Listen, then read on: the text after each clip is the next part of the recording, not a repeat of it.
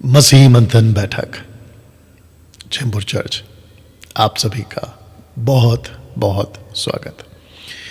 मुझे बेहद खुशी है कि इस वक्त में चेंबूर चर्च में आप जितने भी मेंबर्स हैं एमएमबी के, कोलाबा से, चेंबूर से और मुंबई के जितने भी आप आसपास में एमएमबी के फॉलोअर्स हैं, सबका बहुत बहुत स्वागत। इस वक्त मैं गोरखपुर में हूँ, उत्तर प्रदेश गोरखपुर। 2 दिन की सुसमाचार की सभा के लिए मैं यहाँ पर आया हूँ और इस वक्त आप रिकॉर्डेड वीडियो देख रहे हैं जो आप लोगों के लिए मैंने इस वक्त लाया है। साथ ही साथ वो सभी जो इस वक्त में मुझे देख रहे हैं फर्स्ट टाइम, पहली बार, बिल्कुल फ्रेश वीडियो आप लोगों के लिए क्रिसमस के ऊपर। आज की जो तारीख है 24 दिसंबर, आप लोगों के लिए इस शाम के वक्त में ये संदेश आपके लिए लाया जा रहा है। फेसबुक और यूट्यूब पे जितने भी एमएमबी के फॉलोवर्स, साउंड डॉक्ट्रिन के फॉलोवर्स हैं, मैं आप सभी का सबसे पहले बहुत वेलकम करता हूं। 24 दिसंबर कल, 25 दिसंबर परसों, 26 दिसंबर, ये कुछ 2-3 दिन या पूरा हफ्ता भी अगर कह लें, एक ऐसा सीजन है जिसको कहते हैं क्रिसमस। लेकिन इस क्रिसमस के सीजन का रीजन सिर्फ एक ही है और वो है हम सबका प्रभु यीशु। जी हाँ, ताली बजनी चाहिए थी, ताली बज रही होगी। आशा करता हूं कि आप लोग इस वक्त में इस रीजन को, जो क्रिसमस के सीजन पर आपके बीच में मैं डैनियल राज आपसे बात करने जा रहा हूं। मैं चाहता हूं बड़ी बारीकी से इसके मकसद को आज आप समझेंगे। साथ ही साथ ये रिकॉर्डेड वीडियो जब कभी भी किसी भी प्लेटफॉर्म पर, फेसबुक, यूट्यूब, इंस्टा या जहां कहीं पे भी इस वीडियो को देखा जाएगा, 2 साल, 3 साल, 10 साल, 50 साल बाद कभी भी देखा जाएगा, मैं चाहता हूं कि क्रिसमस का असली मकसद, जिसको हम कहते हैं यीशु मसीह का जन्म का दिन, the birth of Jesus Christ, उसके सही अर्थ को अगर हम नहीं समझे, गई भैंस पानी में। आशा करता हूं आप लोग तैयार हैं। चेंबूर चर्च, क्या आप तैयार हैं? इसका मतलब है कि एशिया प्रेयर हॉल में आप लोग जितने भी लोग इकट्ठा हैं, आप लोगों से सीधे बात कर रहा हूं। क्या आप तैयार हैं? फेसबुक और यूट्यूब पर जितने लाइव देख रहे हैं, क्या आप तैयार हैं? मैं इस वक्त में आपके बीच में इस अद्भुत टॉपिक को रखने जा रहा हूं। लेकिन दोस्तों, मुझे सिर्फ 5 से 7 मिनट का वक्त दीजिए, जो मैं आपके बीच में अपकमिंग अनाउंसमेंट्स या जो प्रोग्राम्स हैं उसको बताने जा रहा हूं। दोस्तों, आप लोगों के बीच देश और विदेश में, जिसको हम कह सकते हैं थ्रू आउट वर्ल्ड में, आप लोगों के लिए लाइव, यानी कि मैं डैनियल राज मसीह मंथन बैठक के प्लेटफॉर्म से घरी शिक्षाओं के साथ में every Sunday Asia prayer hall से आप लोगों के लिए लाइव आऊँगा। तो जितने मुंबई करके लोग हैं, आप लोगों के लिए फिजिकल, और जितने बाहर हैं उन लोगों के लिए वर्चुअल। तो ये 2 पैटर्न में आप लोगों के लिए परमेश्वर का वचन, प्रभु की बातें आप लोगों को दी जाएंगी। मुझे बेहद खुशी है कि फेसबुक के ऊपर 1,06,000 लोग प्रति 4-5 दिन में 1,000 लोग जुड़ते जा रहे हैं। अगर आप पहली बार हैं, मेरे पेज को फॉलो और लाइक करें। यूट्यूब के ऊपर 2,47,000 बेहद खुशी है कि 1,000 यहाँ पे भी बढ़ता जा रहा है और जिसका मैं आपको अपडेट्स देते जा रहा हूँ। याद रखिए, डैनियल राज अगर ये सारी बातों को कह रहा है तो इसके पीछे पैसा कमाना मेरा मकसद नहीं है, क्योंकि साफ लिखा है कि डैनियल राज यूट्यूब चैनल से पैसे नहीं कमाता। मुझे बेहद खुशी है कि इंस्टाग्राम पर भी लोग बड़ी तादाद में फॉलो कर रहे हैं। 4,715 है। अगर मैं अभी बात कर रहा हूँ तो मुझे लगता है कि 30, 40, 50 तो और बढ़ गए होंगे। इन तीनों प्लेटफॉर्म से मैं चाहता हूं कि आप मुझे फॉलो करें ना। दोस्तों, इस वक्त में मैं गोरखपुर में हूं। अब जब आप मुझे लाइव देख रहे हैं या सुन रहे हैं, तो मैं इस वक्त में गोरखपुर में, उत्तर प्रदेश में हूं और कल है 25 और परसों है 26। मैं यहां पर 2 दिन गॉस्पल मीटिंग के लिए आया हूं। क्रिसमस का जो संदेश है, मैं समझता हूं कम से कम 1000 के आसपास लोग यहाँ इकट्ठे होंगे जो उत्तर प्रदेश के आसपास क्षेत्र से एक पर्टिकुलर जगह पर ओपन मीटिंग है ये।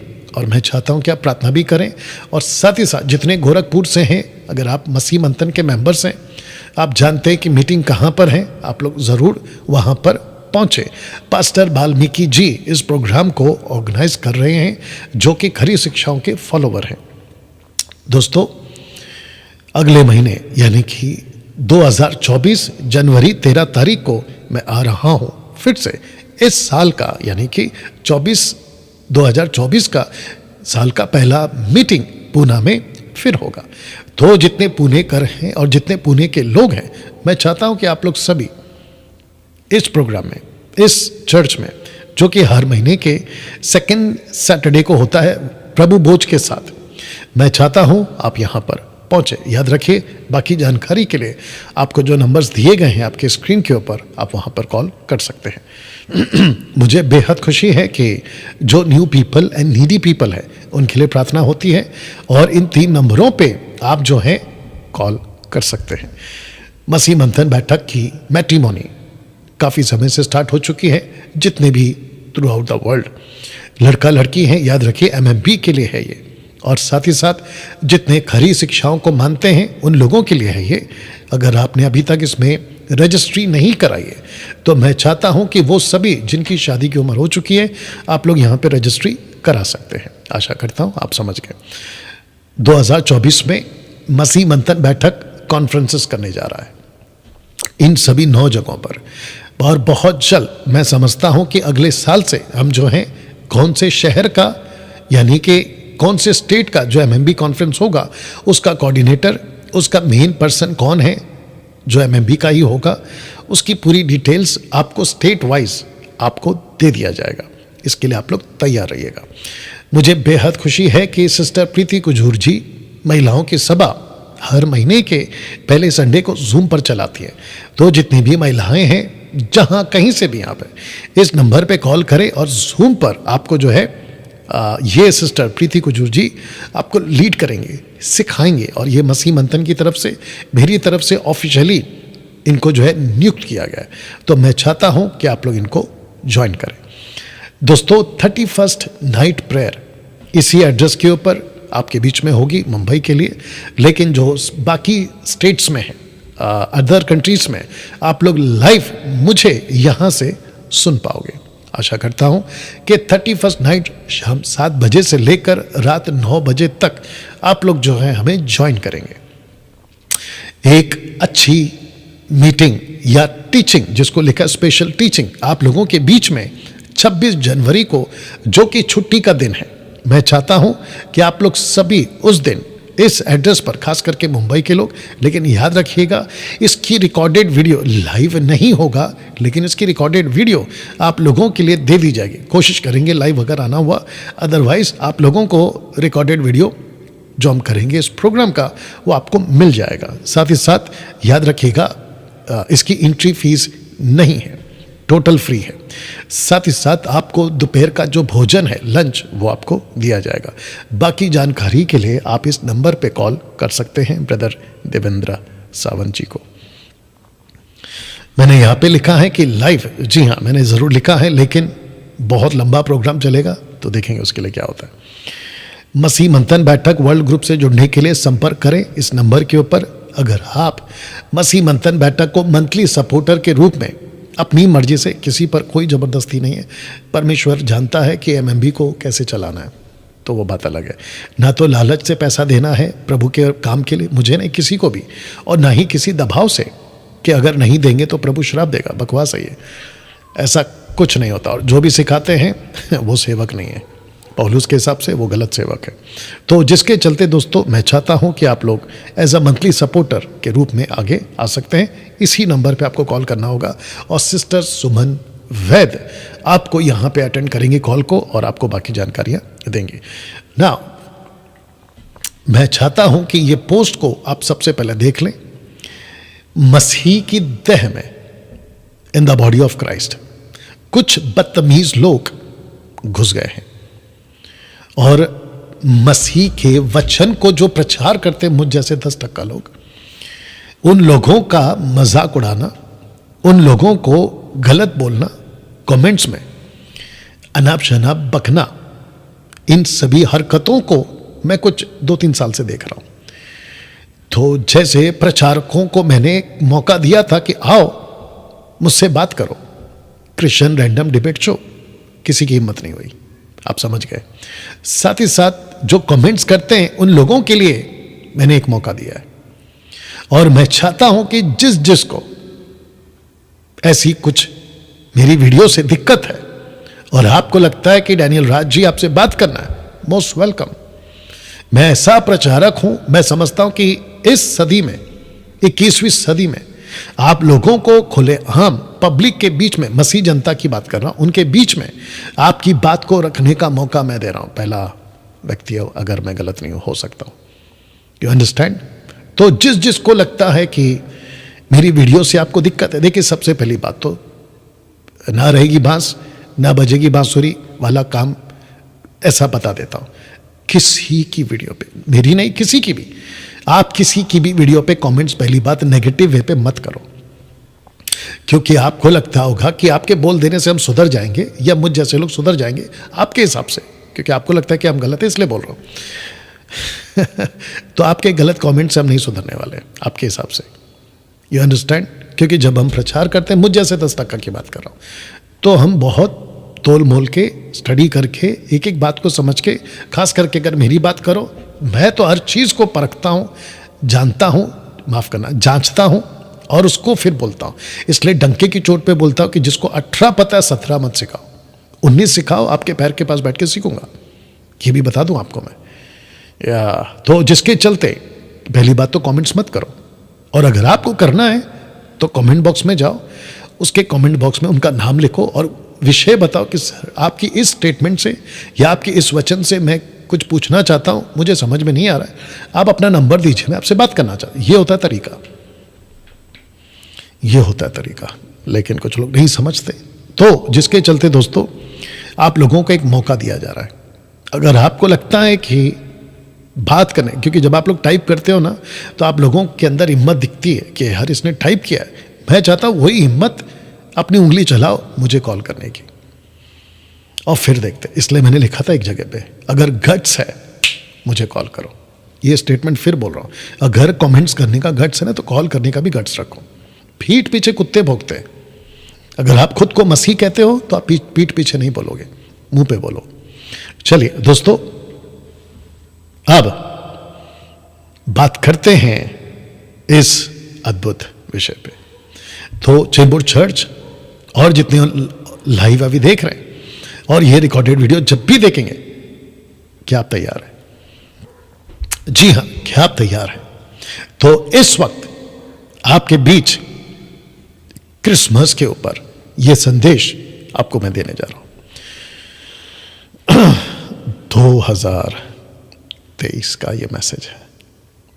जब 2024 आएगा तो प्रभु बात करेगा, लेकिन इस वक्त मैं चाहता हूं कि आप लोग बड़े ध्यान से इस विषय के ऊपर अभी मुझे सुने। दोस्तों, सबसे पहले जब हम क्रिसमस की बात करते हैं, जिसको हिंदी में कहते हैं या मराठी में कहते हैं, अगर मैं गलत हूं या नहीं हूं, नाताल या बड़ा दिन, क्रिसमस, तो हम सबके, आज की बात कर रहा हूं, आज 21वीं सदी की बात कर रहा हूं, तो हम सबके दिमाग में यीशु का क्रिसमस कुछ बट गया जैसा दिखाई देता है। स्क्रीन पे देख लो, और मैंने बिल्कुल साफ लिखा है कि क्रिसमस की एक ही वजह है, और वो है जीसस, यीशु, यशुआ। You understand? आप फोटोज देख सकते हैं कि क्रिसमस के दिन, आज 24 दिसंबर है जब आप मुझे सुन रहे हैं। जी हाँ, चेंबूर चर्च में आप लोगों से बात कर रहा हूं, और जितने लाइव हैं आज 24 दिसंबर है। आज रात ठीक 12 बजे, आप अंदाजा भी नहीं लगा सकते हो कि लिक्कर शॉप में, यानी कि शराब खाने में, शराब की दुकान में इतनी शराब बिक रही होगी या बिकेगी, आप अंदाजा नहीं लगा सकते। जी हां, देश में नहीं, सब देश विदेश में, पूरी दुनिया में। और ये सच है, 1,00,000% सच है। You understand? लेकिन ये शराब पीना, रात को पार्टी करना, पिक्चरों के गानों पे डांस करना, लीला शीला मुन्नी बदनाम पता नहीं क्या क्या, ये क्रिसमस नहीं है। और सबसे इंपॉर्टेंट चीज, मॉडर्न फादर ऑफ क्रिसमस, जिसको सेंटा क्लॉस कहते हैं, सेंटा क्लॉस, सेंटा, ये देख लो फोटो, जो कि ओरिजिनल था सेंट निकोलस, इसको बदल के सेंटा क्लॉस कर दिया गया। जबकि इस व्यक्ति का ये अभिप्राय, मनसा नहीं था, सेंट निकोलस का ये मनसा नहीं था। ये आज की तारीख का जो टर्की है, ये वहां पर पैदा हुआ था। इसकी हिस्ट्री आप लोग गूगल में टाइप कर लीजिएगा, मिल जाएगा आपको। मैं उसके ऊपर टाइम वेस्ट नहीं करूंगा। लेकिन वक्त बीतता गया, क्योंकि गिफ्ट बांटते थे, बच्चों को देते थे। ऑर्फनेज से आते हैं ये, और बहुत सारे ऑर्फनेज के जो बच्चे या किसी की भी मदद करने का दिल रखते थे, सेंट निकोलस। लेकिन जैसे जैसे सदी बीतती गई, ऐसे लोगों ने कहा कि हम करते हैं, इस लाल कपड़े वाले को फेमस कर देते हो, तो सेंट निकोलस का बन गया सेंटा क्लॉस। डैनियल भाई, इसमें गलत क्या है? अगर कोई सेंटा क्लॉस के कपड़े पहनकर आज क्रिसमस मना रहा है, तो इसमें गलत क्या है? मैं आपको बताता हूं कि गलत क्या है। किसी व्यक्ति की पहचान को किसी के साथ जोड़ दो, चलेगा। किसी शहर को किसी शहर की पहचान के साथ जोड़ दो, चलेगा। किसी व्यक्ति के नाम को किसी दूसरे के नाम के साथ में जोड़ दो, चलेगा। लेकिन परमेश्वर के नाम के साथ, परमेश्वर की महिमा को किसी और के साथ, परमेश्वर की आइडेंटिटी को किसी और के साथ, खबरदार अगर जोड़ा, आपको अंदाजा भी नहीं है कि परमेश्वर की नजर में यह कितना गलत होता है। क्रिसमस ट्री जिसको कहते हैं, हरा पेड़ मैंने नहीं रखा, लेकिन आप लोग ये अगर देख सको तो पता चल जाएगा। क्रिसमस ट्री कहां से आ गया? ये क्रिसमस ट्री जिसको मैं 30 साल से बाइबल को पढ़ता हूं, मुझे इसमें तो कभी नहीं मिला और नहीं मिलेगा। सेंटा क्लॉस ये वाला, ये कहां है बाइबल में? जब यीशु जी थे तब तो ये व्यक्ति था भी नहीं। डैनियल भाई, जैसा चल रहा है चलने दो, जिसको जैसा करना है करने दो। तो मना मैंने कहा किया, करो ना, लेकिन मैं तो सिखाऊंगा और डंकी की चोट पे सिखाऊंगा कि क्या सही है और क्या गलत है। आपको जो करना है करो, लेकिन अगर मुझे कोई पूछेगा, और अगर मैं टीचर प्रीचर हूं, मैं तो बात करूंगा, जो सही है उसको मैं बात करूंगा। क्रिसमस मसीह मंथन बैठक के लोगों, क्रिसमस हम सब के लिए एक ही वजह है। यीशु का नाताल बड़ा दिन एक ही वजह है, और वो सिर्फ और सिर्फ जीसस है, ना कि सेंटा क्लॉस, बिल्कुल नहीं। और ना ही क्रिसमस ट्री। हम परमेश्वर की महिमा को दूसरे के साथ नहीं बांट सकते। आशा करता हूं कि आप लोग ये बात को समझ गए ना। जिसको अभी मेरी वीडियो से, सेंटा क्लॉस से या फिर क्रिसमस ट्री से या किसी और पार्टी, ये जो भी मैंने वो वर्ड्स यूज किए, अगर आप लोगों को दिक्कत है तो मैं चाहता हूं कि आप पहला ये देख लो। मैं आपको बताता हूं कि हुआ क्या है। आप जानते हैं कि इजरायलियों को परमेश्वर ने इजिप्ट से यानी मिस्र से छुड़ा कर लाया, और जब जंगल में थे, परमेश्वर के खिलाफ जाते थे, परमेश्वर इनको पनिश करता था। तो एक घटना ऐसी हुई कि जितने भी विरोध में थे उन सबको सांप, सरपेंट, सांप आकर डसने लगा और कई लोग मर गए। तब लोगों ने मूसा से कहा कि हमको बचाओ, माफी मांगते प्रभु से। परमेश्वर ने मूसा को कहा कि पीतल का सांप बनाओ और एक खंभे पे लटका दो, जिसका जिक्र यीशु मसीह ने भी यूहन्ना की किताब में किया। मैं अभी उसके ऊपर नहीं जाऊंगा क्योंकि वो मेरा सब्जेक्ट नहीं है। लेकिन पीतल का सांप बनाओ और खंभे पे लटकाओ, और जो देखेगा वो बच जाएगा। अब आपको पता है ऐसा ही हुआ। जिसने पीतल के उस सांप को देखा, वो सब के सब बच गए, सब के सब बच गए।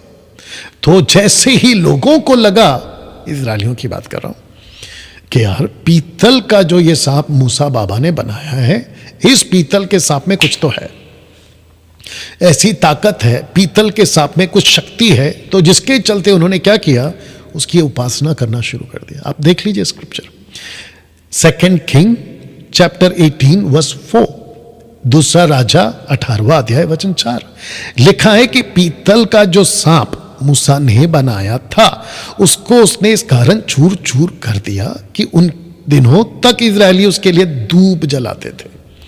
मेरा क्वेश्चन अभी डायरेक्ट आप लोगों से, पीतल के सांप में शक्ति थी या परमेश्वर के नाम में शक्ति है? सोच के देखिएगा आप, इस पीतल के सांप में कोई शक्ति नहीं थी। परमेश्वर ने आदेश दिया, परमेश्वर ने कहा यह आज्ञा है, इसका पालन करो तुमको चंगाई मिलेगी। लेकिन लोगों को क्या लगा कि यार अच्छा, तो पीतल के सांप को जब देखा हमारे पूर्वजों ने, वो बच गए, तो पीतल के सांप में कुछ तो है, चलो इसकी आराधना करो। वैसे ही कुछ लोगों को लगता है कि सेंटा क्लॉस या क्रिसमस ट्री या ऐसा कुछ अगर हम घर पे लाते हैं, आगे रखूंगा सुपरस्टिशियस की जब बात आएगी, जिसको कहते हैं वहम, रखूंगा उसको, ठीक है ना। वो जब बात आती है तो लोगों को लगता है कुछ तो ताकत है इसमें, तो उसकी आराधना करना शुरू करो। मैं आपको बताऊं, घर पर यीशु को हाईलाइट करो, आपके शॉपिंग मॉल पर यीशु को हाईलाइट करो, आपकी दुकान पर यीशु को हाईलाइट करो, आपके चर्च में यीशु को हाईलाइट करो। अभी तुम लोगों को जितने, खास करके जो इंडिपेंडेंट पास्टर्स या दुनिया भर के जितने भी लोग हैं अलग अलग डिनोमिनेशन के, मैं गारंटी के साथ कहता हूं कि उनके चर्च में यह हरा पेड़ आपको 25, 26, 24 मिल जाएगा। मतलब 24 दिसंबर, 25 दिसंबर, 26 दिसंबर को ये क्रिसमस ट्री मिल जाएगा।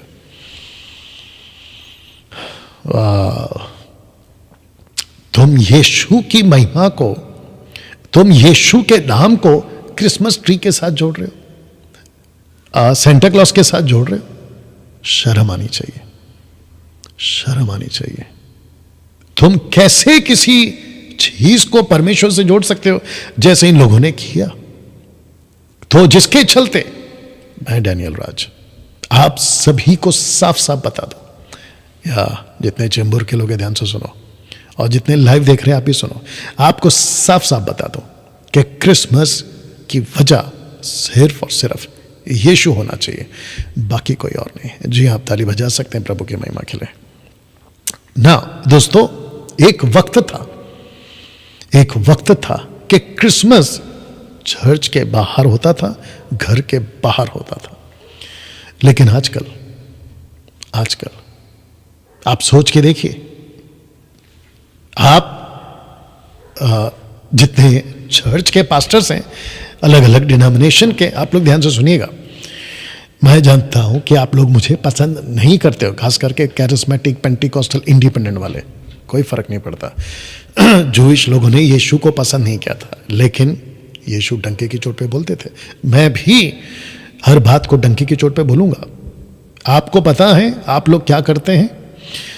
कैरल्स सिंगिंग का नाम पे जो पहले से बचा है, मसीह उद्धार पाया, उसी के घर के दरवाजे के सामने खड़ा रह के रात को 12 बजे, 1 बजे, 2 बजे आप लोग गाना गाओगे। और जो पहले से बच गया है, जिसका उद्धार हो चुका है, जिसको पता चल चुका है कि आज से 2000 साल पहले, 2023, 24 साल पहले यीशु जी आ चुके हैं, उनका उद्धार हो चुका है, उसी को गाना सुनाते हैं कि आज यीशु पैदा हो गया, आओ झूमे नाचे खुशी से। क्या बकवास है ये? आप सोच के देखिए आप लोग कर क्या रहे हैं। अगर गॉस्पल सुनाना है तो ऐसे लोगों को सुनाओ। अगर हिम्मत है तो किसी हिंदू के, किसी मुस्लिम के, किसी सिख के, किसी पारसी के, किसी अलग व्यक्ति के घर के दरवाजे के पास खड़ा रह के कैरल्स गा के बताओ, या तब पता चलेगा। और अच्छा डैनियल भाई, तो क्या हुआ अगर हम क्रिश्चियन के घर के दरवाजे के पास अगर खड़ा रह के गाना गाते हैं तो आसपास के लोग तो सुनते होंगे ना, उनका उद्धार हो सकता है या हो जाएगा। क्या बकवास है। इस आदमी को, जिसको अभी तुम सुन रहे हो, जिसका नाम है डैनियल राज, 20 साल एज अ गॉस्पल सिंगर के रूप में, आप लोग जानते हैं मैं क्या बात कर रहा हूं चेंबूर के लोगों 20 साल इस आदमी ने यही तो किया था। और वो छोड़ो, जब मैं 2014 से छोड़ के बैठा हूं तब से लेके अब तक 2023, आज की तारीख 24 दिसंबर, तुम जितने भी कैरल्स गाते हो मुझे बता दो कि कितने लोगों ने मन परिवर्तन किया। उल्टा होता क्या मैं आपको बताता हूं। आप रात को गाना गाते हो, उनकी नींद खराब होती है, छिड़ जाते हैं, और फिर वो घर के अंदर से गालियां देना शुरू करते हैं, और कई इंसिडेंट्स तो ऐसे हुए हैं कि जो सड़क के जो लड़के होते हैं ना, दारू पी के बैठे रहते हैं, वो फिर आपके साथ जो करते हैं वो अलग है। आप सोच के देखिए कि कितनी चिढ़। वो छोड़िए, शोभा यात्रा अभी पंजाब में फिल्म स्टार को बुलाया गया है और नाम रखा है शोभा यात्रा। क्रिश्चियन कम्युनिटी, पंजाब की बात कर रहा हूं, या फिर और भी कई स्टेट्स में, या भारत के स्टेट्स में, अदर कंट्रीज में भी। किसको सुनाते हो आप लोग गाना? किसको कहते हो कि आप लोग आज क्रिसमस है, जो पहले से बचा है वो इसके ऊपर बहुत बात कर सकता। लेकिन एक वक्त था कि चर्च के बाहर होता था, एक वक्त था चर्च के बाहर, घर के बाहर। लेकिन आजकल, अब इसको देखिए जो रख रहा हूं, क्रिसमस कभी भी त्योहार नहीं था। Christmas was never as a festival, कभी नहीं था, ना बाइबल के अंदर और ना कभी first century, second century, third century. ये त्योहार में तब्दील कैसे हो गया? तो जिसके चलते मैं चाहता हूं कि ये स्लाइड देख लो। लिखा है कि आज 90% मसीह की देह क्रिश्चियन रिलीजन बनती जा रही है, या बनती जा रहा है, या बनती जा रही है। You understand? 90% मसीह की देह क्रिश्चियन रिलीजन बनती जा रही है। इसको बाद में ठीक कर देंगे, बनती जा रही है। अब आप सोच के देखिए, मसीह की देह, यीशु की देह, बहुत ध्यान से सुनना। और मुझे कोई फर्क नहीं पड़ता कि मेरे स्टेटमेंट को सुनकर अगर आपको ठोकर लगती है तो आप लोग मुझे कभी भी अनसब्सक्राइब, अनफॉलो कर सकते हैं। I don't care. और मैं तो हमेशा कहता हूं, बात समझ में नहीं आती, वचन समझ में नहीं आता, जस्ट लीव, दैट्स इट। यीशु ने मसीह की देह को कभी भी नहीं कहा कि तुम एक ग्रुप बनकर उसका नाम रखकर, क्रिश्चियन नाम रखकर, तब की क्रिश्चियन या क्रिश्चियनिटी जो पौलुस और पतरस के टाइम की थी वो अलग थी। लेकिन आज की क्रिश्चियनिटी रिलीजन बन गई है, धर्म बन गया है। जब ये सड़क पर निकलते हैं ना, क्रिसमस रैली या शोभा यात्रा या XYZ, तो ये जब निकलते हैं ना, तो ये ऐसा पेश करते हैं दुनिया के लोगों को, और सड़क के लोगों को कहते हैं कि देखो जी, आज हमारा यीशु का जन्मदिन है, हम क्रिश्चियंस हैं और आज हमारा क्रिसमस है। अगले हफ्ते, अगले महीने फिर हिंदू वाला अपनी रैली, मुस्लिम वाला अपनी रैली, बाकी लोग अपनी रैली। अब आप सोच के देखो क्या पेश कर रहे हैं आप लोग, या सोच के देखिए आप लोग। तो दोस्तों, जिसके चलते ये बहुत गंभीर विषय है आज। एक्चुअली हम बाइबल में कभी भी यीशु ने नहीं कहा कि मैं किसी एक पर्टिकुलर जात को बचाने और उसको ही बचाकर रखूंगा और उसी के बीच में, नहीं, नेवर। यूहन्ना 3:16 आपको याद होगा, ये लिखा है कि परमेश्वर ने जगत से इतना प्रेम किया कि उसने अपना बेटा दे दिया। किसके लिए? जगत के लिए। तो मेरा क्वेश्चन ये है कि फिर क्रिश्चियन रिलीजन प्रमोट क्यों हो रहा है? और ये जितने भी so called apostle, profit, bishop, पता नहीं कुछ कुछ नाम रखकर ये लोग जो घूम रहे हैं, मेरा इन लोगों से सवाल है कि आप मसीह की देह को क्या पेश कर रहे हो? जबकि पौलुस ने ऐसा कभी नहीं किया, पतरस ने ऐसा कभी नहीं किया। उन्होंने जब सुसमाचार सुनाया तो वो सबके लिए था। अगर रोशनी चमकी थी ना, ज्योतिषियों ने देखा, बड़ी ज्योति चमकी, नॉट स्टार, बिग लाइट की बात कर रहा हूं, तो लिखा है कि वो सबके लिए था। अगर गडरियों को जो कि रखूंगा, अगर संदेश मिला था ना, तो सबके लिए था, एक कौम के लिए नहीं था। Not only for Jewish, that was for whole world. ये सिंपल मैसेज क्यों नहीं समझते, मुझे नहीं समझ में आता ना। दोस्तों, इसको देखिएगा, आजकल ये बहुत चल रहा है जिसको कहते हैं सुपरस्टिशियस। मैं आपको बताता क्यों। और इसको लिखा हिंदी में कि वहम का शिकार, वहम हो जाता है, सुपरस्टिशियस। किसी को मान बैठने का वहम, किसी को मान बैठने का वहम, पूजा करना उसकी, पहनना उसको, घर में रखना। जैसे कि अभी मैं बता रहा था ना, क्रिसमस ट्री, सेंटा क्लॉज, क्रूस को पहनना और रोजरी को जपना। आपने देखा होगा कि मसीह के बाहर भी बहुत सारे लोग जब सड़क पे चलते हैं, किसी चीज को देखते हैं, ऐसे करते हैं, सुपरस्टिशियस। उनको लगता है कि फिंगर क्रॉस करने से जो प्लेयर खेल रहा है, उनका पसंदीदा, क्रिकेट हो, फुटबॉल हो, वो जीत जाएगा, फिंगर क्रॉस। या फिर कोई लॉटरी टिकट लेता है तो उसको लगता है फिंगर क्रॉस, मेरी लॉटरी लग जाएगी। बकवास, बकवास, ये बहुत जोरों से चल रहा है। तो जिसके चलते मसीह लोग भी डर के बैठे हुए। ताज्जुब है, मसीह लोग मसीह की दया, जो यीशु के वचन को मानने वाले लोग, उनकी बात कर रहा हूं, उनको तक को ये सुपरस्टिशियस के वो शिकार हो गए, वहम के शिकार हो गए। घर के अंदर ऐसा रखो, वैसा पहनो, ये करो, वो करो। किसी ने किसी से पूछा, भाई तुम क्रूस का सहारा लेते क्यों? बोला क्रूस हमारी निशानी है। अच्छा आपको बता दूं कि क्रूस है, निशानी नहीं है। जो क्रूस पे मरा ना और तीसरे दिन जी उठा, वो निशानी है। या ताली बजनी चाहिए। आपको एक एग्जांपल देता हूं। इस बाइबल के अंदर दो ही ग्रुप्स हैं, एक इजरायली तब का, एक चर्च आज का। आपको पता है परमेश्वर तब एक ग्रुप को लेके चलता था और वो ग्रुप था इजराइल। आज एक ग्रुप को लेके चल रहा है और वो है उसकी कलीसिया, मसीह की दया। उस ग्रुप के अंदर एक ही कौम था, जूइश, यहूदी, लेकिन मसीह की दया में आज सब है, हिंदू, मुस्लिम, सिख, बौद्धिस्ट, पारसी, यहूदी, सब। अगर परमेश्वर तब उनको बचाकर रख सकता था, अब भी बचाकर रखेगा। जिसके चलते लिखा कि तब भी बचाकर रखा था और अब भी रखेगा। तो मेरा क्वेश्चन यह है कि आप लोगों को डर किस चीज का है?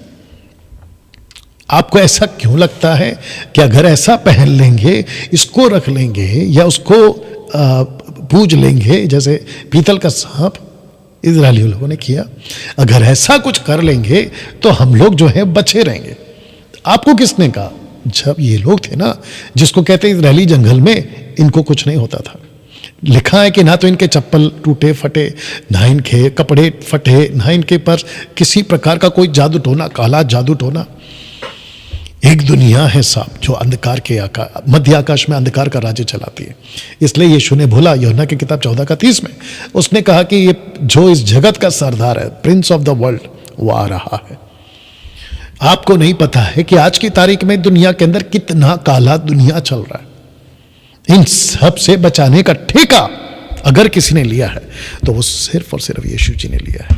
अगर आपको मेरी बात समझ में आ रही है दोस्तों, अभी तक कैसा लग रहा है? या मैं जानता हूं कि ये क्रिसमस मैसेज है, बट आपको डिटेल में समझाना बहुत जरूरी था ना। जितने चेंबूर में अभी देख रहे हैं, लाइव देख रहे हैं, मैं चाहता हूं कि अब यहां से मेरा जो मैसेज है उसकी अभी एंट्री हो रही है। ओके, ध्यान से सुनिएगा। यीशु के जन्म को इस घटना से जोड़ना होगा। कौन सी घटना? ये वाली। बहुत ध्यान से सुनना, जितने भी डिनोमिनेशन के लोग हो और जितने भी पास्टर्स, अगर आप मुझे सुन रहे हैं, अगर ये नहीं घटना घटी होती, यीशु को पैदा नहीं होना पड़ता। कमान, जितने चेंबूर में देख रहे हैं, यस और नो, और जो बाइबल को जानता है, मैं उसको भी पूछूंगा, सो कॉल्ड स्कॉलर्स, आप जितने भी बाइबल के जानकार हैं, अगर यह घटना नहीं हुई होती तो क्या यीशु को जन्म लेने की आवश्यकता पड़ती? बिल्कुल नहीं। तो असली क्रिसमस क्या है, इससे जुड़ना होगा। यीशु का पैदा होने का, जिसको हम क्रिसमस कहते हैं, उसकी वजह क्या है? यह घटना। तो जिसके चलते दोस्तों, मैं अभी जो स्लाइड रखने जा रहा हूं, मैं चाहता हूं कि आप इसको समझें, क्योंकि यह एक ऐसा काला सच है।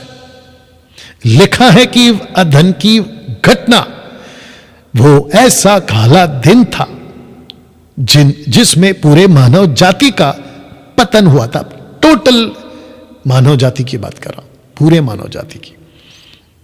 ऐसा काला दिन, अगर यह घटना नहीं घटती तो यीशु को पैदा होने की कोई आवश्यकता नहीं थी। और जो ओरिजिनल यीशु था, जो कि अभी भी है और हमेशा रहेगा, ऑलमाइटी गॉड, अनंत काल का पिता, वही रहता, और वो है भी, वो बात अलग है। लेकिन यीशु को पृथ्वी पर पैदा होना, मनुष्य बनकर आना, क्रूस के लिए दुख उठाना, पापों के लिए दुख उठाना क्रूस के ऊपर, इसकी आवश्यकता नहीं पड़ती। तो जिसके चलते दोस्तों, मैंने लिखा है कि यीशु के जन्म को इस घटना से जोड़कर देखना होगा। इस घटना से लिखा है कि, अब वचन को पढ़ लेते हैं। उत्पत्ति की किताब 3 अध्याय वचन 15, जेनेसिस 3:15 लिखा है कि मैं, यानी परमेश्वर यहोवा कह रहा है कि मैं तेरे और इस स्त्री के बीच में, तेरे वंश और इसके वंश के बीच में बैर उत्पन्न करूंगा।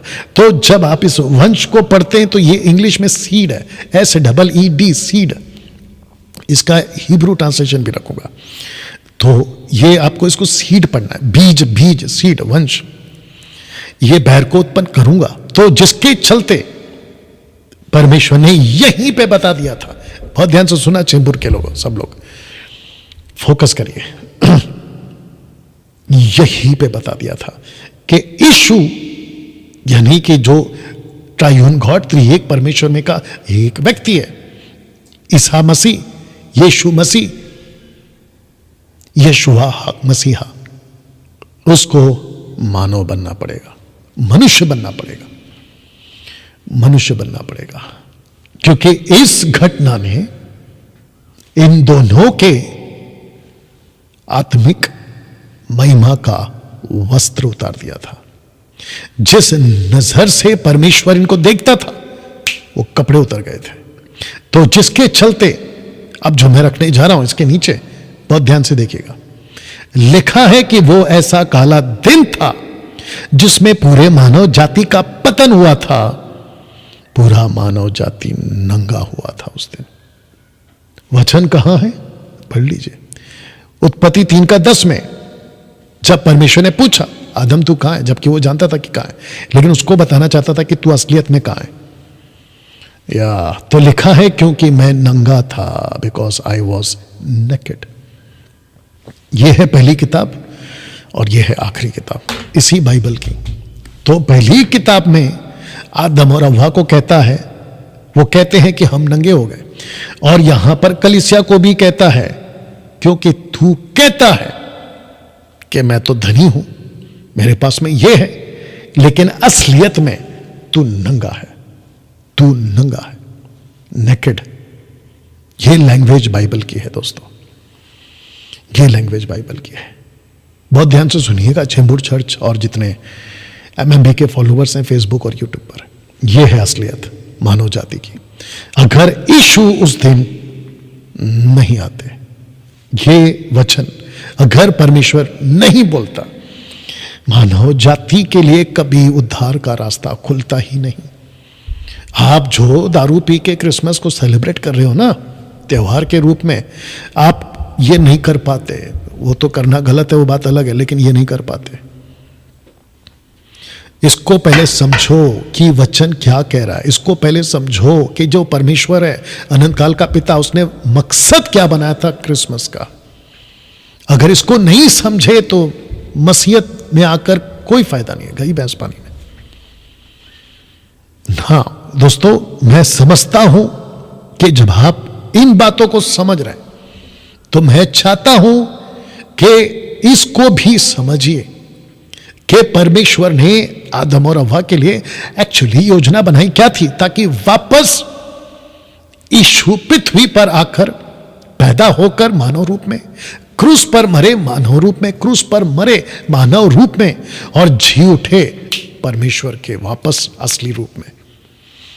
या इन सब को करने के लिए आपको यह समझना जरूरी है कि जब परमेश्वर ने आदम को बनाया था ना, और जब उनकी रचना की थी ना, जितनी इंफॉर्मेशन बाइबल के हिसाब से वो बात कर रहा हूं मैं आपसे, तो लिखा है कि परमेश्वर ने कहा हम मनुष्य को अपने स्वरूप के अनुसार अपनी समानता में बनाए, और वे समंदर की मछलियों, आकाश के पक्षियों, घरेलू पशुओं और सारी पृथ्वी पर, याद रखो सारी पृथ्वी पर, ना केवल इजराइल की बात हो रही है, क्योंकि परमेश्वर ने कभी नहीं कहा कि मैं सिर्फ इजराइल को बचाऊंगा और मैं यहूदियों को बचाऊंगा, नेवर। उसने कहा कि सारी पृथ्वी पर सब रेंगने वाले जंतुओं और जो पृथ्वी पर रेंगते अधिकार रखें, अधिकार रखें। यह था इनका मकसद। यह हो गया एक। दूसरी बार फिर कहता है परमेश्वर ने उनको आशीष दी और उनसे कहा फूलो फलो पृथ्वी में भर जाओ और उसको अपने वश में कर लो। पृथ्वी में भर जाओ, उसको अपने वश में कर लो। यह हो गया दो। अभी आ रहा तीसरा। फिर कहता है समंदर की मछलियों तथा आकाश के पक्षियों और पृथ्वी पर रेंगने वाले सब जंतुओं को या जंतुओं पर अधिकार रखो। तो देख लीजिए कि अधिकार एक बार, वश में कर लो दो बार, फिर कहता है अधिकार। यह था असली मकसद। मैंने अभी आपको थोड़ी देर पहले क्या कहा था? सुपरस्टिशियस, आप लोग वहम का शिकार। और जितने भी सुन रहे हैं, आप ईसाई नहीं हो सकते, उसके बावजूद तुमसे कह रहा हूं क्योंकि तुम निकले ही इसी आदम और हवा में से हो। तुम्हारी जो नस्ल है ना, तुम्हारी जो जनरेशन है वो इसी में से निकली है। मानो या मत मानो, बहस करना है तो आओ बैठो टेबल पे। यह है सच्चाई। तो परमेश्वर ने इस मकसद के साथ रखा था, लेकिन सुपरस्टिशियस के शिकार क्यों हो गए? वो इसलिए हो गए क्योंकि तुम्हारा परमेश्वर, जिसको कहते हैं असली बाप, जिसको कहते हैं असली बाप, वो तुमसे अलग हो गया है। और ये कब हुआ? इस दिन। ये वो काला दिन था जहां मानव जाति नंगी हो गई, महिमा का कपड़ा उतर गया। परमेश्वर जिस नजर से देखता था उस नजर से नहीं देख पा रहा है मानव जाति को पूरी पृथ्वी पर, जबकि ऐसा देखना था लेकिन नहीं देख पाया। ना डैनियल भाई, वक्त को ध्यान में रखते हुए जितने चेंबूर के लोग ध्यान दीजिएगा, इसको बिगाड़ा किसने? तो एंट्री होती है पुराने सांप की। पुराना सांप। अब पुराने सांप से मेरा मतलब सिर्फ अधन की वाटिका तक नहीं है। जब परमेश्वर इस लैंग्वेज को यूज करता है प्रकाशित वाक्य 12:9 में, जो कि मैं भी रखूंगा, और उसको एक और नाम देता है इंग्लिश में, उसको भी रखूंगा, तो यह सिर्फ अधन की वाटिका तक की बात नहीं हो रही, उसके पहले भी की बात हो रही है। क्योंकि जब लूसीफर नीचे फेंका गया तो उसको यह नाम मिला, सांप, पुराना सांप। मैं बताता हूं आपको। नाउ रेवलेशन चैप्टर 12 वर्स 9 कहता है कि वह बड़ा अजगर, एक्सक्यूज मी, लिखा है कि अर्थात वह बड़ा अजगर, अर्थात वही पुराना सांप जो इब्लीस और शैतान कहलाता है। इसका मतलब क्या है? अधन की वाटिका के पहले का कहानी है ये तब से ऐसी हरकत में है। इंग्लिश में लिखा है the great dragon, the great dragon, the old serpent called the devil and Satan. जी हां, इसकी एंट्री होती है अधन की वाटिका में। इसकी एंट्री होती है अधन की वाटिका में। तो जिसके चलते उस वचन के पास फिर जाऊंगा जहां पे आपको मैंने पढ़वाया था ये वाला वचन, ये वाला वचन उत्पत्ति 3:15 लिखा है कि मैं तेरे वंश और उसके वंश के बीच में बैर उत्पन्न करूंगा। तो मैं चाहता हूं कि आप ये, अगर आपने ये देख लिया है, समझ लिया, अब आप इसको देखो। And I will put enmity between you and the woman, और लिखा है कि between your seed and her seed, दुश्मनी, बैर उत्पन्न करूंगा, एनमिटी, बैर उत्पन्न करूंगा। और ये चित्र देख लीजिएगा जो वहां पर आपको दिखाई दे रहा होगा।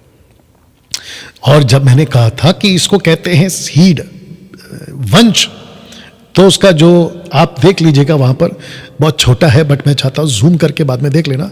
और उसको कहते हैं जीरा, जीरा। जब ये शब्द यूज होता है हिंदी में, इंग्लिश में, तो हिब्रू में वो ट्रांसलेशन आया है या लिखने में आया मूसा के द्वारा, जीरा। और ये प्लूरल भी होता है और सिंगुलर भी होता है। या सीड, सीड, बीज।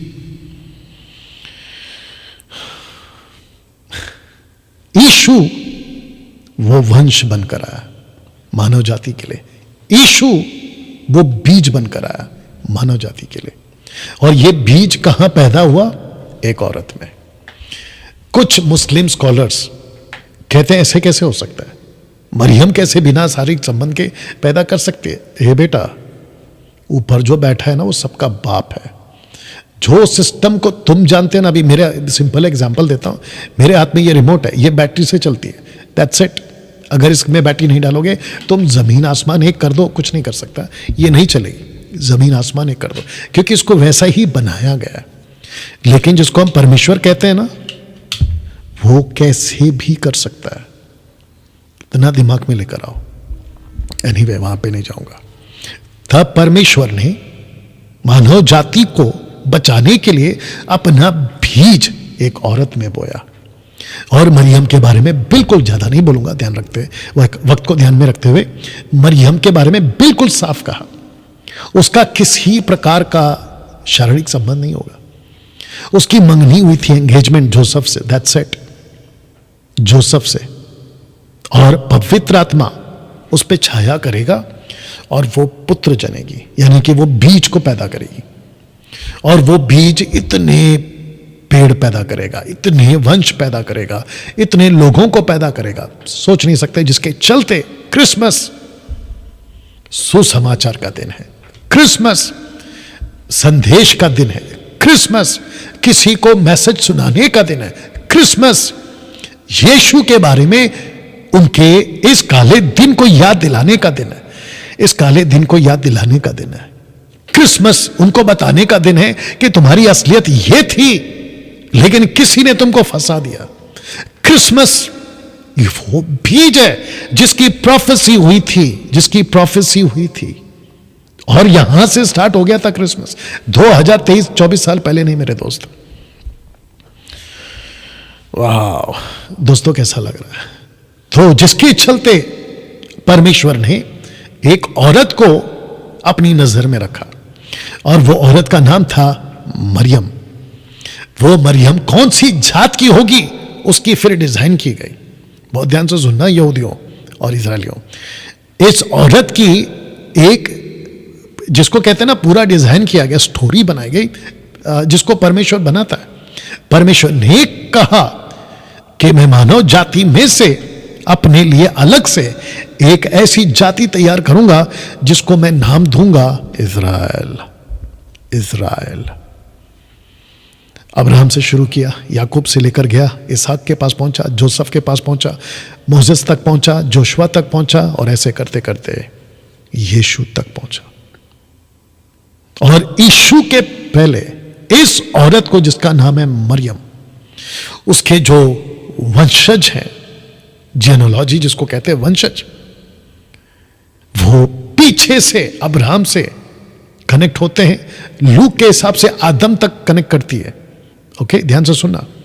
इस औरत को यहूदी बनाकर ही लोगों के बीच में लाना था, क्योंकि बाकी किसी जाति, उस वक्त की बात कर रहा हूं, उसमें से पवित्र कुंवारी नहीं लाना चाहता था और नहीं ला पाएगा, क्योंकि उनको सब कस्टम सिस्टम फॉलो करना था।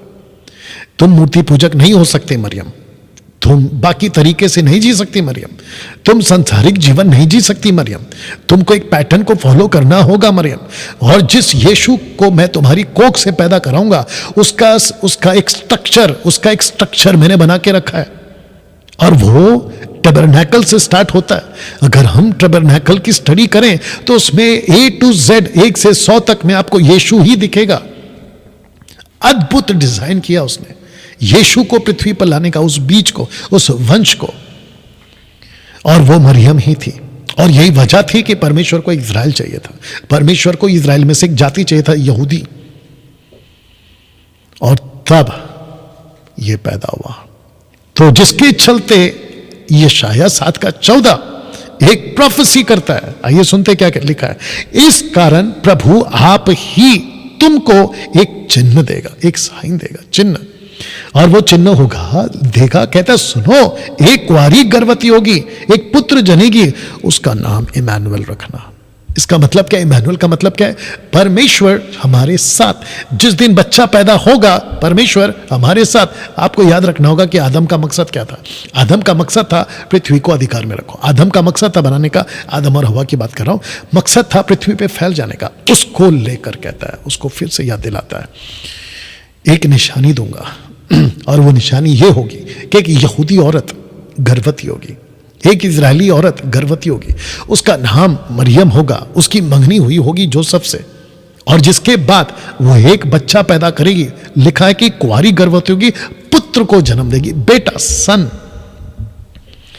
और उसका अर्थ होता है, उसका नाम रखा जाएगा इमैनुअल। उसका अर्थ होगा कि परमेश्वर फिर से हमारे साथ है। मैं कनेक्ट करूंगा लास्ट में, क्योंकि आदम और हवा को बगीचे से निकाल दिया था, और उस दिन से लेकर बच्चा पैदा होने तक परमेश्वर वैसे साथ में नहीं रह पाया मानव जाति के साथ, जैसा अदन की वाटिका में पाप करने से पहले रहता था।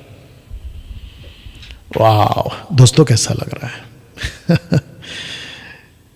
इस घटना को जो अभी आप यहां पे पढ़ रहे हैं, पीछे जब कहा था कि मैं इस औरत और तेरे बीच में मैं बहर को उत्पन्न करूंगा, प्रकाशित वाक्य में यूहन्ना को यह प्रकाशन मिलता है कि जगत की उत्पत्ति के समय से घात हुआ था यीशु मसीह, जिसका आज क्रिसमस तुम सेलिब्रेट कर रहे हो।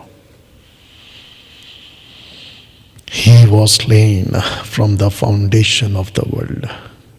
ये उस दिन क्रूस पे मर गया था, जिसको कहते हैं जगत की उत्पत्ति के पहले। डैनियल भाई कैसे? मैं आपको एक कनेक्शन देता हूं, अधन की वाटिका में आपको फिर ले जाता हूं। आपको याद होगा कि जब परमेश्वर ने कहा कि उसको निकाल देता हूं, लेकिन उसके पहले एक जानवर मरा था, एक जानवर मरा था, एक एनिमल मरा था। लिखा है कि यहोवा परमेश्वर ने आदम और उसकी पत्नी के लिए चमड़े के अंग रखे बनाकर उनको पहना दिए। ये चित्र देख लो आप। और आपको पता है चमड़े के, जब उसको इस जानवर को या एनिमल को या पशु को, ऐसा बोलेंगे, और ये पशु कौन है मैं आगे कनेक्ट करूंगा, इसको यूहन्ना क्या नाम देता वो भी बताऊंगा, ठीक है ना। उस चमड़े में गीला खून था, लहू, क्योंकि पापों की क्षमा परमेश्वर ने नियुक्त कर दिया था। पापों की क्षमा अगर मिलेगी लहू बहने से, लहू बहने से, या तो इस चमड़े के कपड़े में लहू था, वो भी गीला, जब उनके बदन में आया। इसको कहते हैं टेम्पररी ब्लड, टेम्पररी ब्लड। इसको कहते हैं टेम्पररी सॉल्यूशन। इसको कहते हैं कि जब तक परमानेंट और परफेक्ट ब्लड तुम्हारे बदन पे नहीं आएगा ना, उस आत्मिक कपड़े के साथ, तो अब तक यह कपड़ा पहनो, क्योंकि तुम मेरी नजर में अंजीर का कपड़ा तो, पत्ता बांध के कपड़ा तो पहन लिया, लेकिन उसके बावजूद तुम मुझे नंगे दिख रहे हो, नेकेड दिख रहे हो। लेकिन मैं टेम्पररी कपड़ा दे रहा हूं, क्योंकि एक दिन परमानेंट कपड़ा मिलेगा। वाव! तो जिसके चलते एक प्रॉफिट जिसका नाम है आइजाया, यीशु के पैदा होने से 700 साल पहले, जिसके चलते लिखा है कि 700 BC अबाउट मसाया, यह भविष्यवाणी की थी कि एक पैदा होगा। मेरी वीडियो और ये मेरी आवाज और ये मेरा मैसेज जहां तक जा रहा है, बहुत ध्यान से दोनों कान खोले करके सुनो। इस मसीहा की प्रोफेसी ऐसे व्यक्ति ने की जिसका नाम है आइजाया, यशाया। उसने देखा तक नहीं था, लेकिन उसने 700 साल पहले यह प्रोफेसी कर दी थी कि इस प्लेनेट के ऊपर उस आदम और हव्वा को, जिसके कपड़े लूसीफर ने उतार दिए, पुराने सांप ने, उसको फिर से कपड़ा पहनाने के लिए एक मसीहा पैदा होगा। और उसको यशाया 2 नाम देता है, मशीहाक बेन यूसुफ, मशीहाक बेन दावीद। यूसुफ का बेटा और दाऊद का बेटा। दूसरे शब्दों में यूसुफ आता है दाऊद के वंशावली में, और उसी वंशावली में, क्योंकि हिस्ट्री चाहिए, कोई भी गहरा मसीहा नहीं बन सकता। और यहूदियों को अच्छे से पता था कि मसीहा कौन होना चाहिए और कैसा होना चाहिए, जिसको आज हम बाइबल कहते हैं ना।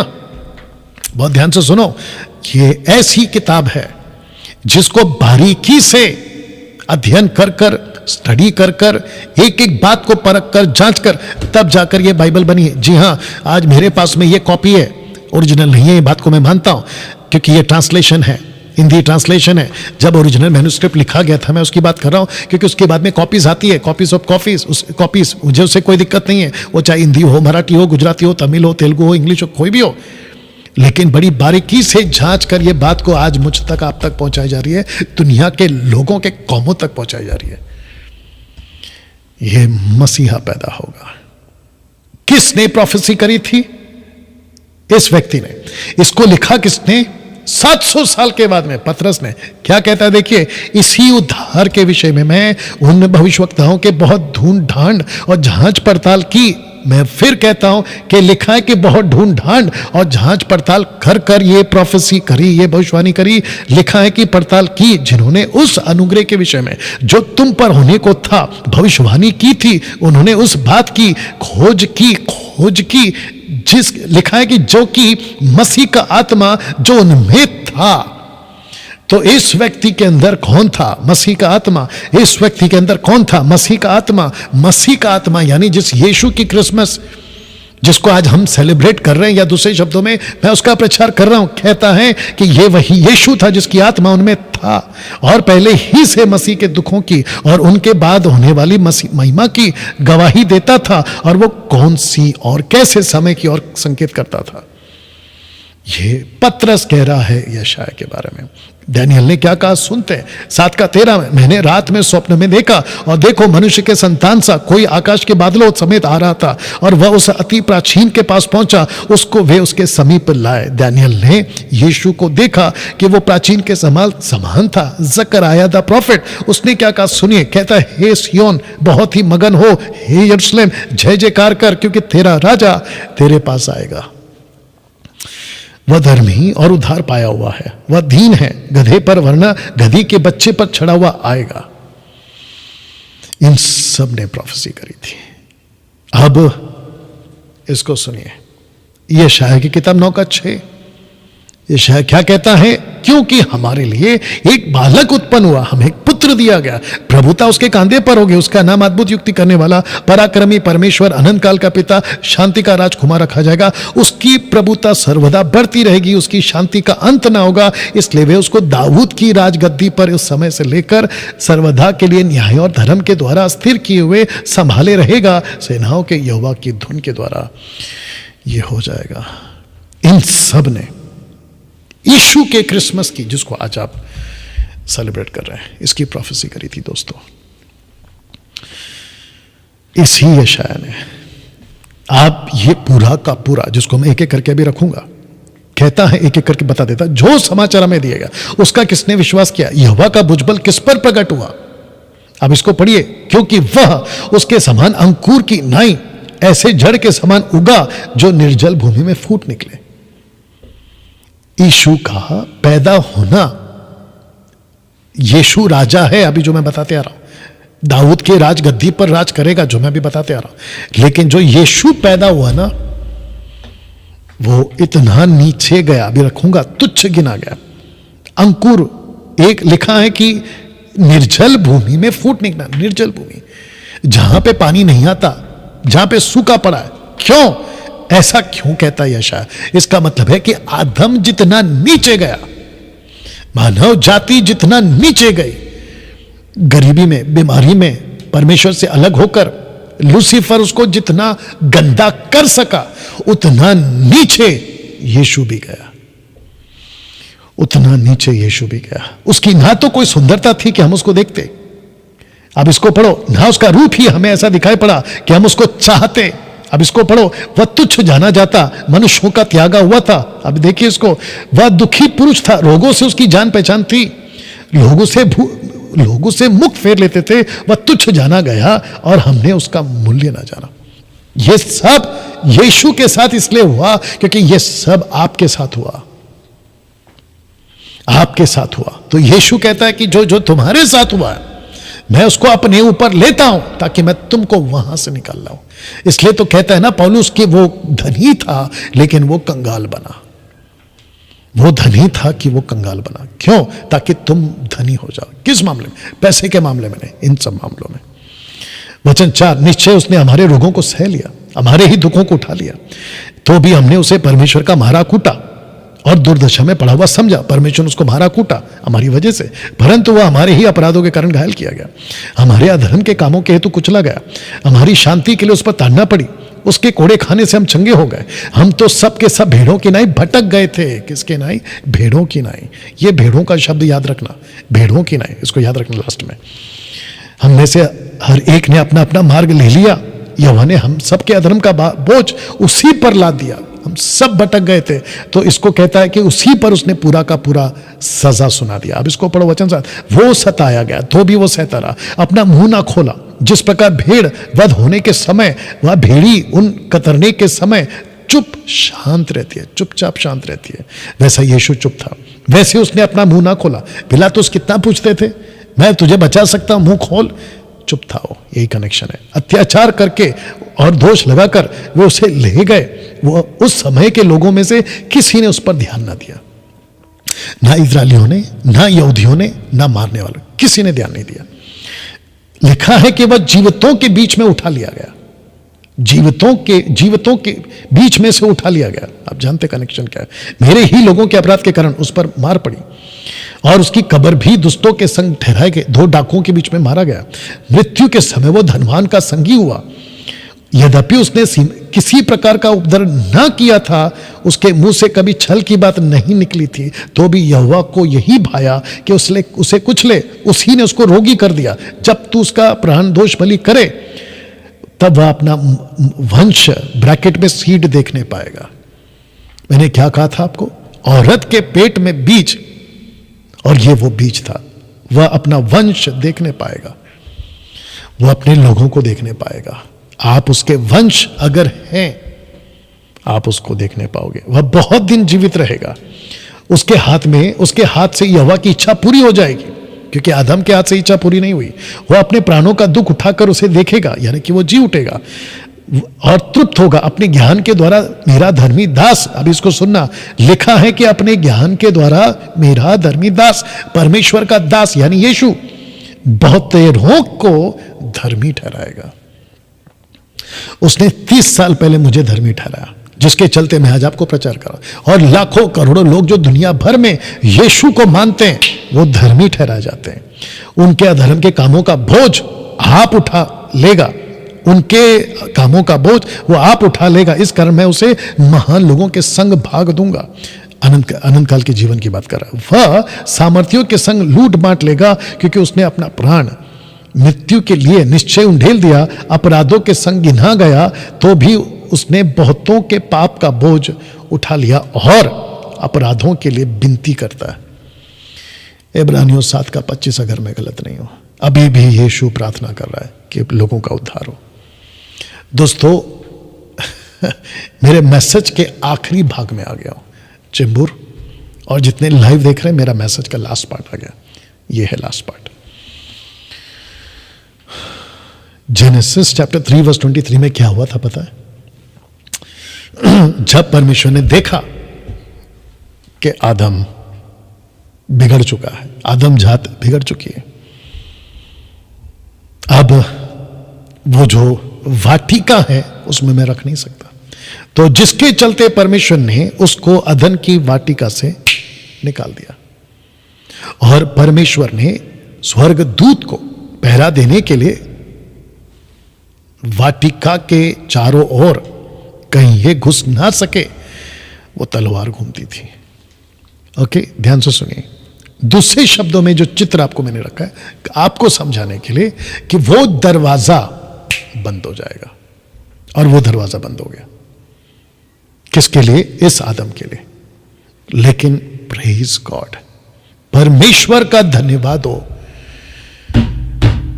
क्रिसमस के लिए। परमेश्वर का धन्यवाद हो अगर 24 या 25 या 26 दिसंबर या 25 दिसंबर अगर वो दिन था, क्योंकि हमारे पास में एग्जैक्ट डेट बाइबल में भी नहीं है और ना ही हिस्ट्री में है। अगर 25 दिसंबर वो दिन है, मैं परमेश्वर का धन्यवाद देता हूं कि मानव जाति, नॉट क्रिश्चियंस, नॉट जूइश, मानव जाति की बात कर रहा हूं, पूरी दुनिया की बात कर रहा हूं, उनको फिर से आने का, इसी दरवाजे पे आने का मौका मिल रहा है। पता है क्यों? क्योंकि ये जो दरवाजा बंद था, यीशु के क्रूस पे मरते ही, यीशु के क्रूस पे बलिदान देते ही, जैसे मंदिर का पर्दा ऊपर से नीचे तक फटा, वैसे ही मानव जाति के लिए यह दरवाजा फिर खुल गया। तब जाकर यीशु कहते 10:7 में, जॉन 10:7 में, भेड़ों का द्वार मैं हूं। आपको याद आ गया भेड़ों?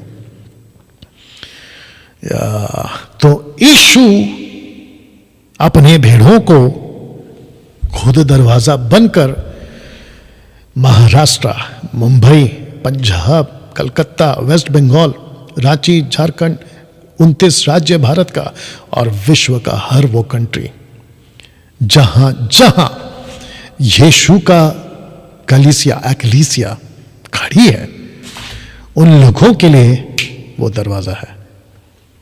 इसलिए लिखा है कि मैं भेड़ों का द्वार हूं, द्वार में हूं, आई एम द डोर। तो अभी जो मैसेज देख रहा है, ये चित्र रख दे रहा हूं, ये द्वार सबके लिए खुला है। मत्ती की किताब 1:21 कहता है, वह पुत्र जनेगी तो उसका नाम यीशु रखना, क्योंकि वह अपने लोगों का उनके पापों से उद्धार करेगा। यह दरवाजा आप लोगों के लिए आज भी खुला है।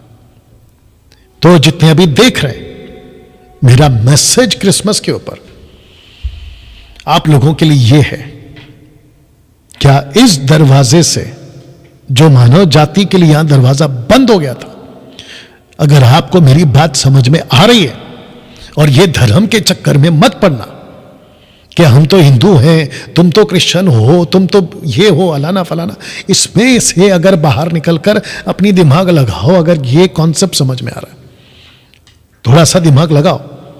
आदम को यहां से निकाल दिया था, ये दूसरा आदम बनकर आया, वापस हमको कहता है कि मैं वो दरवाजा हूं, मैं वो दरवाजा हूं, इनको मैं फिर से अंदर ला सकता हूं या लेकर जा सकता हूं। दोस्तों, जब ये हो रहा था ना, मरियम ने यीशु को, बस मैं फिनिश कर रहा हूं, साथ दीजिएगा, चेंबूर के लोग बने रहो मेरे साथ। जब मरियम बच्चा पैदा कर चुकी, उसी अगले क्षण कुछ मिनटों के बाद, यहां पे देख लीजिएगा कि कुछ गडरिये वहां थे। इसको आप लोग पढ़ लीजिएगा, मैं नहीं पढ़ूंगा। कुछ गडरिये वहां पे थे जो रात के वक्त में अपनी भेड़ बकरियों को चरा रहे थे। ये वो भेड़ बकरियां हैं जो सैक्रिफाइस के लिए दी जाती, उनके ये चरवाते। और जीसस क्राइस्ट, और स्वर्गदूत आकर कहता है, स्वर्गदूत आकर कहता है, एक स्वर्गदूत आकर कहता है उन गडरियों को कि देखो, तुम लोगों के लिए एक अच्छा समाचार है कि अब तुमको इन भेड़ बकरियों की जिनकी तुम रखवाली कर रहे हो, इसकी जरूरत नहीं है, क्योंकि द परफेक्ट ब्लड, और वो परफेक्ट मेमना भी रखूंगा, मिल चुका है, पैदा पृथ्वी पे हो चुका है। अब किसी प्रकार के दूसरे जानवरों की बलि की जरूरत नहीं है। यहां ताली बजनी चाहिए चेंबूर के लोगों, और जितने लाइव देख रहे हैं उनको बोल रहा हूं। कहता है कि तब स्वर्गदूत ने उससे कहा, मत डरो, क्योंकि देखो मैं तुम्हें बड़े आनंद का सुसमाचार सुनाता हूं, जो सब लोगों के लिए लिखा है कि सब लोगों के लिए, it is not for Israel only, for Israel, it is not for only Jewish, ये सब लोगों के लिए होगा। आज दाऊद के नगर में तुम्हारे लिए उद्धार करता जन्मा है, ये वही मसीह प्रभु है, और यही मसीह प्रभु है। उसका तुम्हारे लिए पता है कि तुम एक बालक को कपड़े में लिपटा हुआ चरनी में पड़ा पाओगे। तब एक स्वर्गदूतों के साथ स्वर्गदूतों का दल परमेश्वर की स्तुति करते हुए ये कहते हुए दिखाई दिए, आकाश में पृथ्वी परमेश्वर की महिमा, और पृथ्वी पर, नॉट इजराइल पर, बल्कि पृथ्वी पर मनुष्यों में पूरा का पूरा स्वर्ग नीचे आ गया, पूरा का पूरा स्वर्गदूत नीचे आ गया, परमेश्वर का एक दल नीचे आ गया, और उन्होंने गीत गाए, उन्होंने गवाहियां दी, उन्होंने कहा कि अब किसी और जानवर की बलि की जरूरत नहीं है, क्योंकि मानव जाति को अदन की वाटिका से जो निकाल दिया था, उनके लिए एक दरवाजा बनकर फिर वापस कोई आ गया। कैसा लग रहा है? और जिसको यूहन्ना क्या कहता है पता है? यूहन्ना बैप्टिस्ट, ये लास्ट है, कहता है उस दूसरे दिन उसने यीशु को अपनी ओर आते देखकर कहा, देखो ये परमेश्वर का मेमना है जो जगत के पाप उठा ले जाता है। ये वो मेमना है। एक मेमना कटा था अदन की वाटिका में, टेम्पररी ब्लड। एक मेमना कटा क्रूस के ऊपर, परमानेंट ब्लड। वो मेमना कटा अदन की वाटिका में, उसका कपड़ा था टेम्पररी, लेकिन जो कपड़ा यीशु देता है वो परमानेंट है। मैं चाहता हूं कि आप एक कल्पना कीजिए, इमेजिन करिए, पहले इसको रख दे रहा हूं, फिर इमेजिन करिए। पूरी मानव जाति मर के स्वर्ग के दरवाजे के पास खड़ी है। कल्पना कीजिए, हिंदू, मुस्लिम, बौद्धिस्ट, पारसी, यहूदी, क्रिश्चियन, सब के सब। आज की तारीख में 800 करोड़ की आबादी, 8 बिलियन पीपल मर के, कल्पना कीजिए, ठीक है ना, गेट के सामने खड़े। आपको पता है जब ये सब, हम सब आपस में खड़े रहेंगे ना, तो आसानी से पहचान लेंगे कि किसका उद्धार हुआ है और किसका नहीं, कौन मसीह का है और कौन नहीं। पता है क्यों? क्योंकि जब हम सब मरकर वहां खड़े रहेंगे ना, माय गुडनेस, हिम्मत है तो सुनो, कईयों के बदन में कपड़े नहीं होंगे, और कपड़े उसके बदन पे होंगे जिसका उद्धार हो चुका है। जिसने इस मेमने को मरकर उसका कपड़ा अपने ऊपर लिया। पौलुस क्या कहता है पता है? ये बात सच हर प्रकार से मानने के योग्य है कि मसीह यीशु पापियों का उद्धार करने के लिए जगत में आया। पापियों का उद्धार करने के लिए जगत में आया। दोस्तों, इस स्लाइड के साथ मैं यहां समाप्त कर रहा हूं। जितने इस वक्त अभी चेंबूर में हैं, अभी जो मुझे देख रहे हैं, आप लोगों से बात कर रहा हूं, और वो सभी जो लाइव फेसबुक और यूट्यूब पर है, मेरा आप लोगों से सीधा सवाल है, क्या क्रिसमस का असली मकसद आप समझे इस टोटल मैसेज में? अगर आप समझ गए हैं ना, प्रेज गॉड। और वो सभी जो ये रिकॉर्डेड वीडियो देर सवेर 10-20 साल के बाद भी अगर कभी देखें, वो काला दिन जहां आदम और हव्वा परमेश्वर की नजर में नेकेड पाए गए, नंगे, लेकिन इस वजह से, इस मसीहा के पैदा होने के वजह से, क्रिसमस के वजह से, वो कपड़ा, उस महिमा के कपड़ा को जो लूसीफर ने छीन लिया था, उतार दिया था, वो कपड़ा फिर से आपके बदन पे आ सकता है। क्या ये कपड़ा आपको चाहिए? या फिर आप अनंत काल के लिए नंगे दिखना चाहते हो? पूरी अनंत काल के लिए नंगे दिखना चाहते हो? चॉइस इज योर्स, चुनाव आपका है। आइए प्रार्थना करते हैं। अनुग्रहकारी परमेश्वर पिता, यीशु के नाम से इस क्रिसमस के मैसेज को जहां तहां कहीं पे कभी भी, और जो भी सुनेगा, लड़का लड़की औरत आदमी थर्ड जेंडर, मैं प्रार्थना करता हूं प्रभु, उनकी जहन खोल, उनकी बुद्धि ज्ञान को खोल, ताकि वो बात को समझे। आपको महिमा देता हूं, स्तुति देता हूं। ये प्रार्थना यीशु के नाम से मांगता हूं, आमीन। ओके दोस्तों, मैं कल यानी कि 25-26 को गोरखपुर में हूं, उसके लिए प्रार्थना करिए। और मेरे नेक्स्ट वीडियो आप तक पहुंचेगी 31st नाइट को। हम फिर से मिलेंगे चेंबूर के कुलाबा, मुंबई के जितने भी MMB के फॉलोवर्स हैं, 31st नाइट को आपको फिर इसी ACF हॉल में आना है, ठीक शाम 7 बजे। अपना ख्याल रखें, मिलते हैं बहुत जल्द। प्रभु आपको आशीष दे। God bless.